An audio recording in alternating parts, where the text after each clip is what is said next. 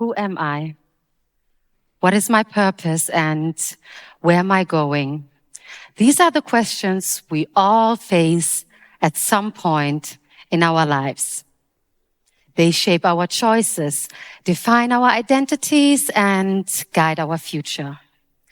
But what if one of those decisions was made for you, not by you, but by someone else when you were way too young to understand? Let's talk about that one decision that has been made more than 3,000 years ago for Catherine. Actually, let me tell you the story of Catherine. Or let me be Catherine for a moment and take you back to her world at the age of 6. My name is Catherine and I'm 6 years old. Tomorrow is finally my big day. All of my friends have already celebrated theirs and now it's my turn. My mother wakes me up with a smile on her face and she laid out a beautiful dress for me. I feel like the luckiest girl in the world. Then there's a knock at the door. A man enters with his black suitcase. His name is Carlo. My mother whispers to me, "Catherine, don't be afraid. Carlo, the Italian man, came just for you." She gently guides me towards him. I hesitate, but I go. Suddenly, I feel like something is wrong. Carlo's face looks so serious, cold, and so scary. So my excitement turns into fear. And then darkness. Everything turns black. When I wake up, there's pain. I don't understand what's happening to me, but something has been taken from me, and yet people around me are laughing and celebrating. The beautiful dress my mom laid out for me, I didn't wear, and my day, I didn't celebrate.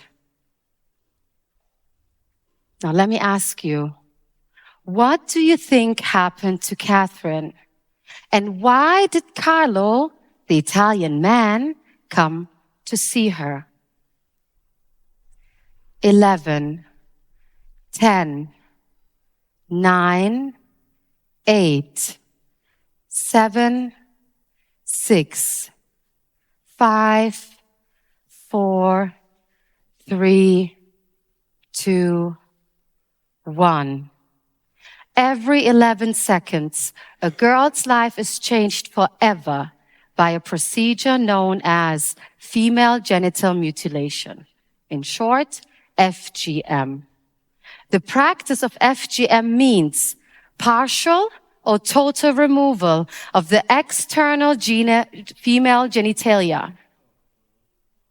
This isn't just a story. It's the reality of 230 million women and girls who live with the scars of FGM. And each year, 4.3 million girls are added on 92 countries on 6 continents. Many of them are being mutilated before they turn 15 years old. Now think about that. Before they even turn 15. Now let me ask you, how many of you know a girl that's under 15? Now can I ask you to please close your eyes for a moment? Imagine that girl and keep her name in your mind. And now imagine her being mutilated, which means imagine her legs are restrained, forcibly spread apart, and a razor blade is used to cut away her clitoris without consent or anesthesia. And now please open your eyes and let me tell you, your imagination is the reality of a girl. Now, let me tell you the truth. Catherine is Khadija. This is Khadija's story. And Carlo, the Italian man, is Carlo, the Italian man. But why are we so biased? Why does injustice only concern us when it looks like us and is familiar to us? Don't we risk overlooking millions who suffer immensely just because they seem so distant? Is it a out of sight, out of mind kind of thing? But human rights are for all humans, right? Let me give you another fact. FGM, female genital mutilation, does not care about your name or your nationality. It crosses borders, religions, and cultures. It happens in places you would never imagine, to girls you would never expect. Now let's talk about Carlo. Carlo, the Italian man, an inheritance of colonialism, journeyed with violence and control. In his black suitcase, he did not carry tools of healing, but instruments of pain, blunt scissors, threats, razor blades. These tools were used to destroy girls by Carlo. It's an MMP, man-made problem, created to destroy a woman's body and soul. But being a woman is not a crime, though, yet this practice treats her as though her body only exists for someone else's control. Sealed off, closed, diminished. Girls are seen as gifts to be sealed properly in preparation for the man. So it's an MMP, man-made problem, rooted in a system to control girls that become controlled women. Let this sink in.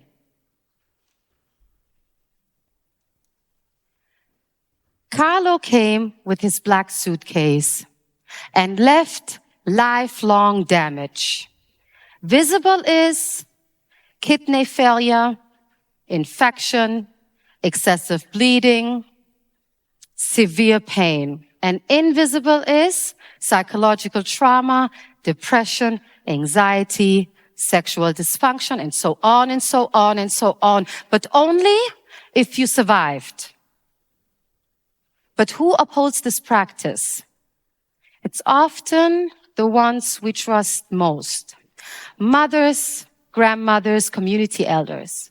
Mothers who have suffered the same because they grew up in a society where they were forced to believe that FGM is the only way to ensure a good future for their daughters. It's an MMP, man-made problem, rooted in a system to destroy girls. Mothers have these internal conflicts. They have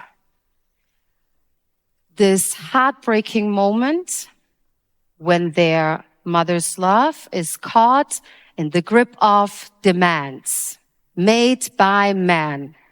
And yet, my society demands consent. When the question is asked, but isn't this an Islamic problem? No, it's not. It's a human problem. And matter of fact, it's an MMP, man-made problem. Much, much older than the religion itself. Because FGM is rooted in control and not in faith. My mom says, humanity is like one body. When one part is injured, the whole body shakes. But does it? Does it? When 230 million women and girls endure FGM and millions more face oppression on a daily basis, does the world truly feel their pain? Or do we only react when the right skin color, the right story, and the right place is involved? In Somali, we say, Di gaga mako dakakayo, which means, does your blood not move? Think about that. It's 2024, nearly 25, and we are still debating about a girl's right to be whole, to be safe, and to be free. I guess silence is the crime, being a girl is not.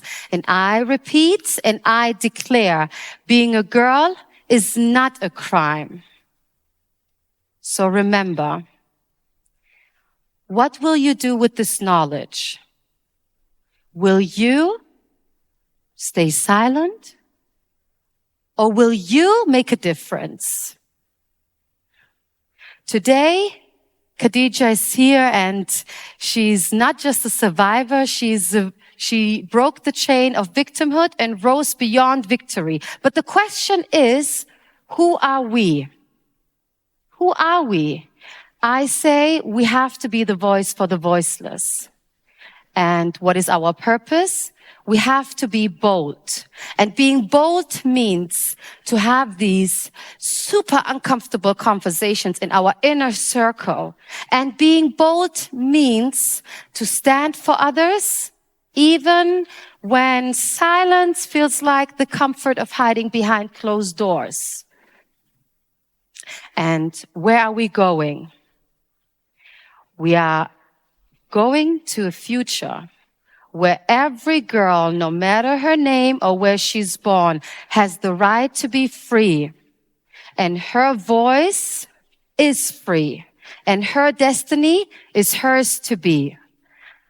I am a woman who was once a girl, and being me is not a crime. Khadija is me, Khadija is you, and Khadija is us. Being a girl is not a crime. Thank you.